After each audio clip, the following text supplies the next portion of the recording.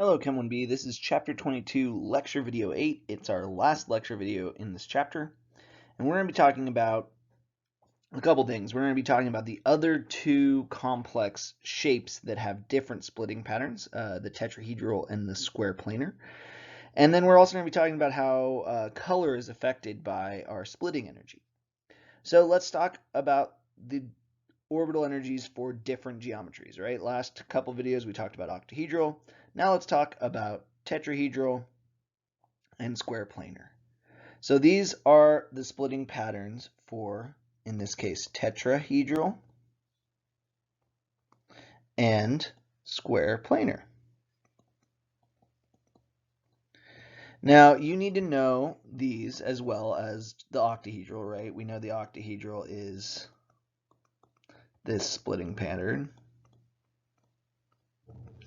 And you should know why they kind of have the splitting patterns they do, right? And like I described for the octahedral, the tetrahedral and square planar splitting patterns are due to the proximity of the bonds to the orbitals involved, right? The closer the orbital is to the bonding axis in our compound, the higher the energy of that orbital will be, right? So if we think about like a square tetrahedral, our bond angles are all 109.5 degrees, right? This is coming out at you, and this one's like going away into the background.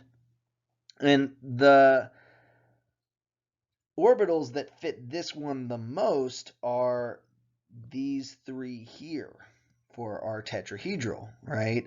These ones are much closer to these bonds than these two, and that's why we see them shifted to a higher energy than these other two, which are less in proximity to those bonds. Now with the square planar, this is even more clear, I think, personally. I mean, it's definitely our most complicated splitting pattern, as you can kind of see here.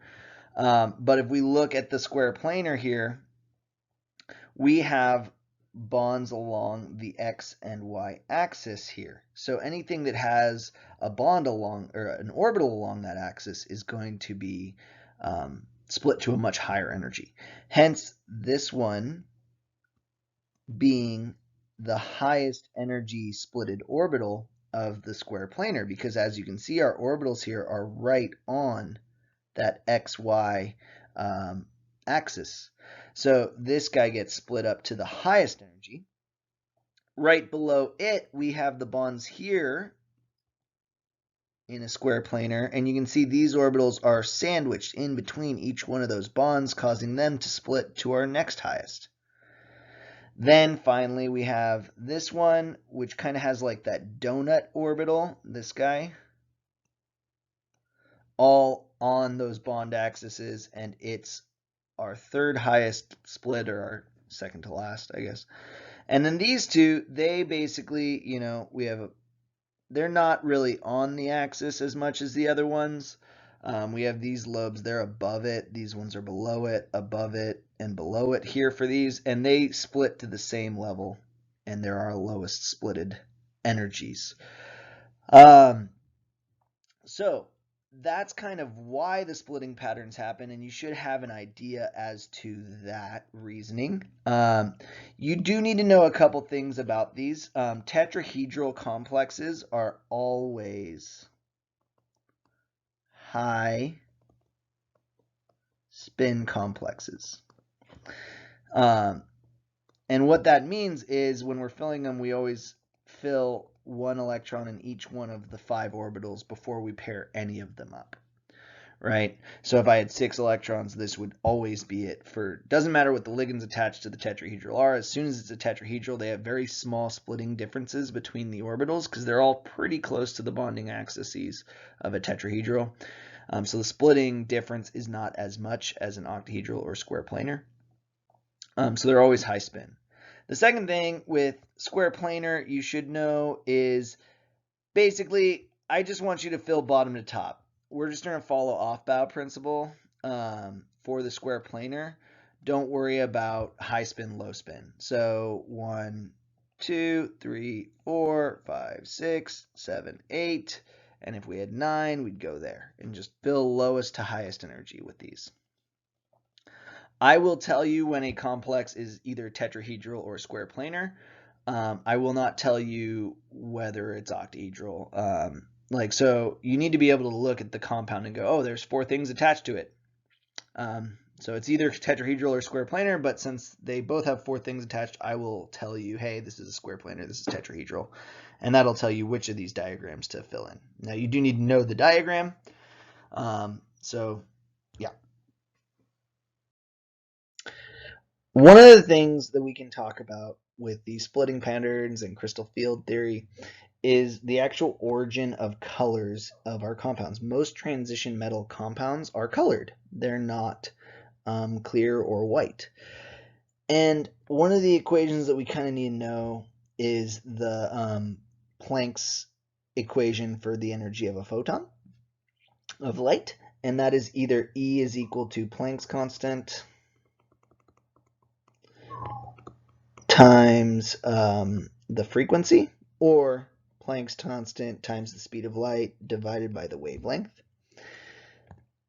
Wavelength of light, we should hopefully remember from 1A, is inversely proportional to the energy of that light. The higher the energy, the shorter the wavelength. And this plays a dramatic role in the color of our compounds. When the energy of light matches the crystal field splitting, right? So we have our d orbitals, this energy difference here. If that matches the energy of our photon, then electrons are going to be able to move up to that higher energy unfilled orbital. Light will be absorbed. For instance, in titanium or hexa aqua titanium 3, light is primarily being absorbed around, 525 or so, between 525 and 530 nanometers probably is give or about where I'm going to estimate that. Maybe 550, I don't know. But that's the range where the peak is, right? According to this graph, with absorbance here, wavelength here. Now, absorbance isn't necessarily going to mean, hey, if we think about 525, that wavelength is probably green light for the most part. That doesn't mean our color of our compound is going to be that color. That's the color that's being absorbed, which is not necessarily the color of our substance. So let's talk a little bit more about it. One of the things you got to understand here is that light that we see is what's transmitted, not what's absorbed. The light that's left after all the light's been transmitted, everything else was what was absorbed. So for instance, if we have all this light being absorbed, whatever wasn't absorbed is what we see. In other words, this is what we see.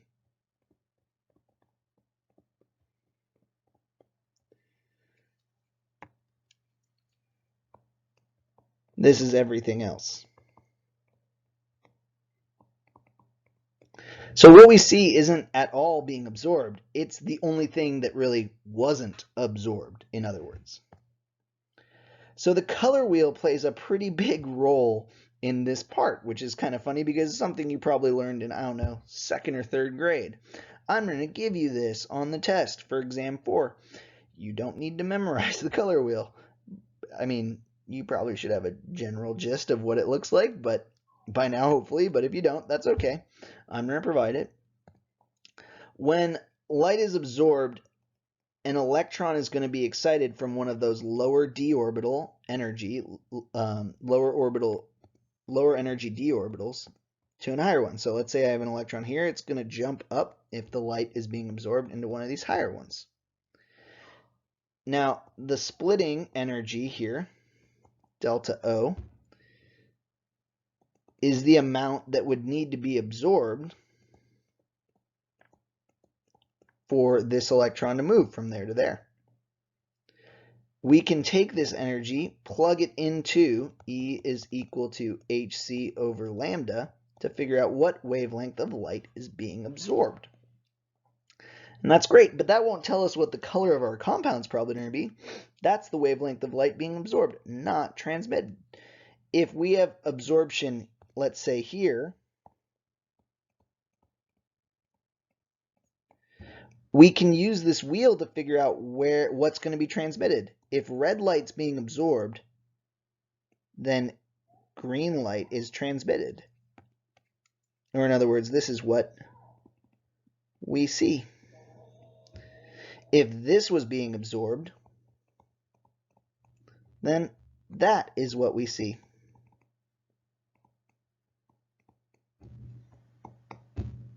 And so on. If this was absorbed, then this is what we see.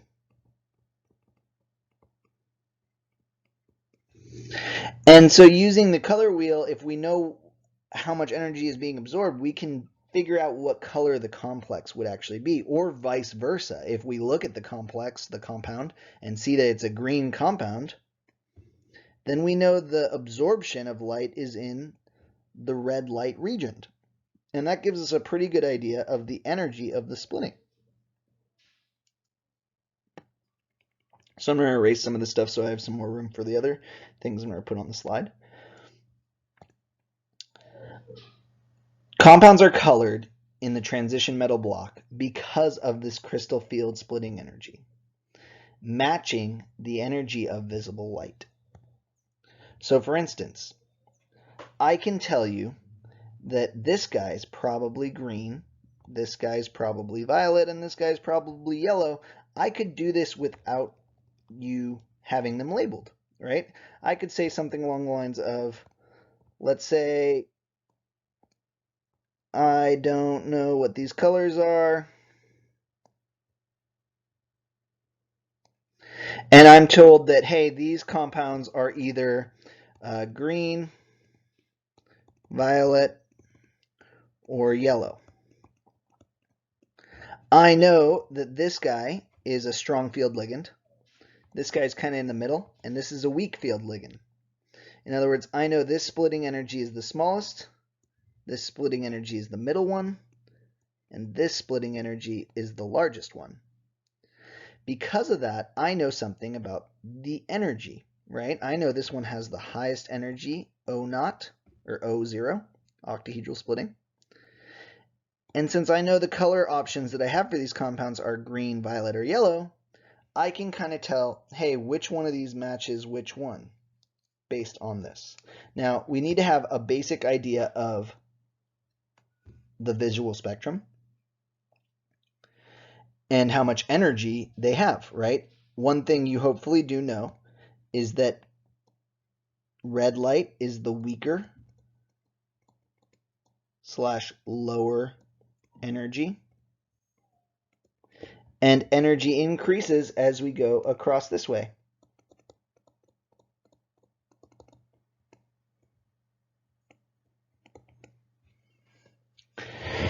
Now, what that tells me is that if I look at these three options, right, we have these three colored complexes.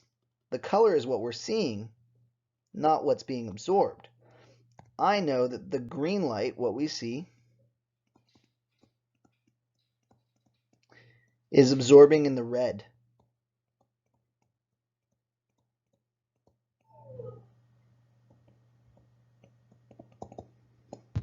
Which means low energy. So this, since red is the lowest energy light, I know this green one had to be for this one because it's my lowest splitting energy. At the same time, I know violet is yellow, absorption, which is somewhere in the middle here, right? It's like kind of right in here on our spectrum. This means the violet's probably this guy. And finally, the yellow absorption means that, or the yellow light that we see, that means we're absorbing here in the purple, which is, you know, way over here at the higher energy light. That's got to be this guy here. So again, that's how we get these green, violet, and yellow options with these complexes. And we can predict this just based on knowing how strong our ligand field strength is. So let's do a problem like that. And this will be the last slide of this chapter. Okay, so here's a problem. Predict the color of each of the following substances from these possible colors: green, blue, red. So what this is saying is we have these three complex ions, and each one of them has a different color, and one of them's green, one of them's blue, one of them's red. Our goal is to try to figure out which one's which. And so here we have the color wheel, and we also need to know our ligand field strength series here. And Cn minus is our strongest. Then we have ethylene diamine. Then we have Cl minus, and then we have I minus. This is something I provide you on the test, so you don't need to memorize it. But for this problem, these are the four, and this is how they work. Now, I will say there is a huge gap between these two. Cl and I minus are really weak field ligands. They're some of our weakest, whereas En and Cn minus are some of our strongest. So there's a big gap between these two. I should say like a triple. That one's way bigger than Cl. So let's draw this out. Now we have three ethylene diamines, but if you remember, ethylene diamine is a bidentate ligand. So each one of those connects to our cobalt 3+ in two locations. So this is an octahedral. So we have our 1, 2, 3, and since this is a really strong field ligand, we have this really big gap between our orbitals. And so this is cobalt En 3+. And so cobalt 3+ has a electron configuration of argon 3d6. So it has 6 electrons, and so when we fill this diagram right, it's 1 up, 1 down, 1 up, 1. It's a high spin ligand, right? So really all we really care about is this ligand field strength. It's huge for this guy. And we got to compare that to the other complexes. Now, if we look at COCl6, 3-, this complex has a very weak field ligand here. So we're going to expect the splitting energy to be quite small for delta O. And again, it has 6 electrons. It's going to be up, up, up, up, up, down. It's high spin, paramagnetic. The other one was low spin, diamagnetic. And then finally we get this weird one, right, where we have kind of like one of the strongest and one of the weakest ligands in equal proportion. Because ethylene diamine and Cn- are relatively close together in our ligand field strength, those 3 I- are going to make it kind of the middle ground here, right? So 1, 2, 3, we're going to say the splitting is probably about there, right? So this one is kind of the middle delta O for CO Cn 3I3 3-. So why does this matter? Okay, well, the one with the biggest splitting energy is going to absorb the lowest wavelength of light, right? So if we look at our 3 colors here, green, blue, and red, these are the colors we see. So what color is the compound actually absorbing? Remember that when we see red, it's actually absorbing green, right? See red, it absorbs green. And when we see blue, it's actually absorbing orange. And when we see blue, green, it's actually absorbing red, right? So we have these 3 scenarios. One of the complexes is looking green, which means we're absorbing in the red region. Red is a really low energy light. It's the lowest form of energy light. So I can tell you that this guy here is my green substance because it has the smallest splitting energy hands down, and therefore it's going to absorb the lowest energy light, which means red. So the green thing is absorbing in the red because it's across the color wheel from it. So that tells me the complex had to have been green. Now, our other scenarios are, okay, well, we have red, a red substance. Red, like we said, if it's red, it absorbs in the green. Green is kind of in the middle of our color wheel, or of our wavelength spectrum. And then finally, we have something that's blue, right? Absorbing in orange. And orange is lower energy than green if we know the rainbow. So whatever's absorbing or that looks red is probably our biggest splitting energy, i.e. this compound here is my red compound. And then finally, the one that's absorbing orange is kind of our middle ground. It's the one that is not the biggest splitting energy, but the middle one. So it's absorbing in orange, but it in fact looks blue. So hopefully that helps. If you have any questions, as always, please feel free to email me or come to a discussion session.